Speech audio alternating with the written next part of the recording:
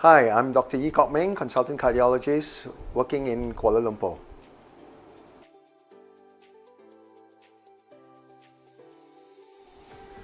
Coronary artery calcification is basically a condition that happens with age. It's basically due to calcium deposits on the lining of the arteries in the coronary arteries. Now, this is a process where calcium gets deposited and the arteries get hardened. So when we talk about hardening of the arteries, we are referring to coronary calcification.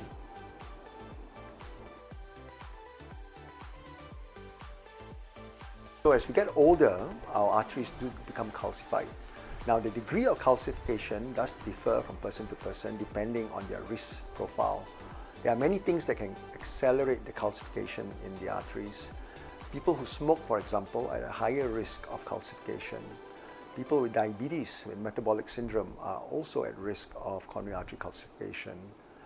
Other people who are also at risk may include people with hypertension and people with chronic kidney disease.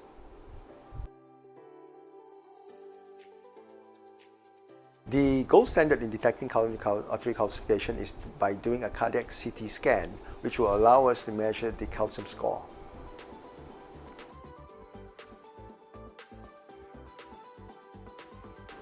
Another device that we have that allows us to tackle this calcified lesion is the use of rotational atherectomy.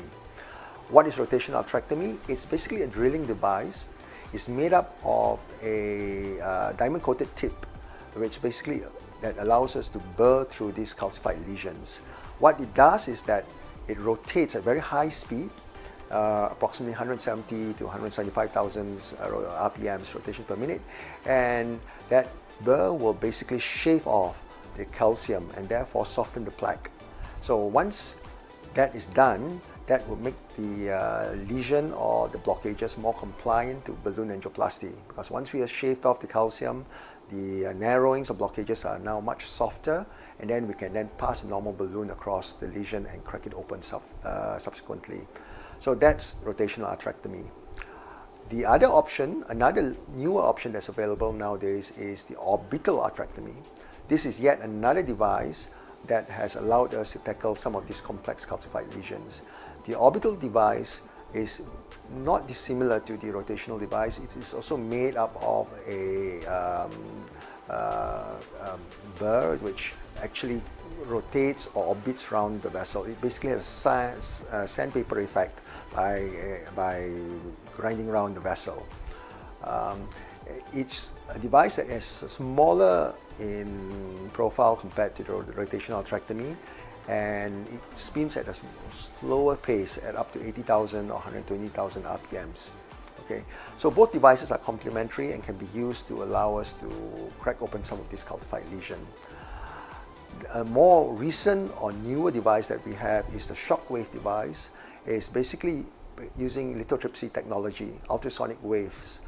By using ultrasonic waves, it allows us to crack open some of these blockages. The ultrasonic emitters are delivered to the lesion like an angioplasty device, basically over a balloon across the lesion, and ultrasonic pulses are emitted to crack open these narrowings.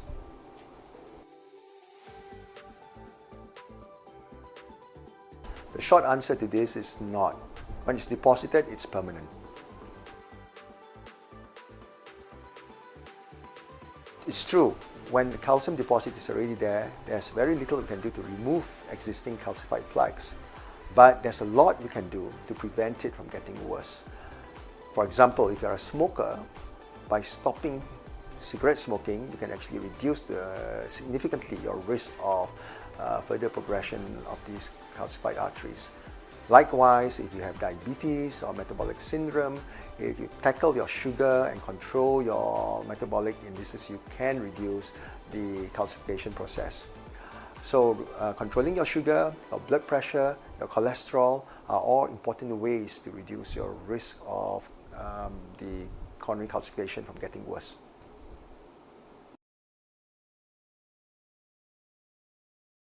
Treating calcified blockages can be a challenging coronary artery calcification. The gold standard is really by What did I say again? Standard.